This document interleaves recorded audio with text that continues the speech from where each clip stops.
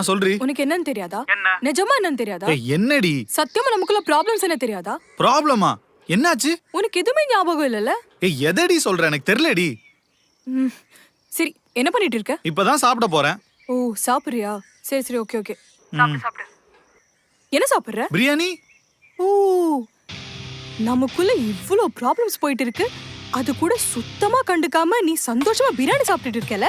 சரி சரி சரி, சாப்பிடு சாப்பிடு சாப்பிடு. என்ன ஆச்சுன்னு தெரியலடி, தயவு செஞ்சு என்ன ஆச்சுன்னு சொல்லு. இல்ல இல்ல இல்ல, இதெல்லாம் ஒரு விஷயம் இல்ல. நீ நல்லா சாப்பிடு சாப்பிடு சாப்பிடு. சரி, நீ சாப்பிடு.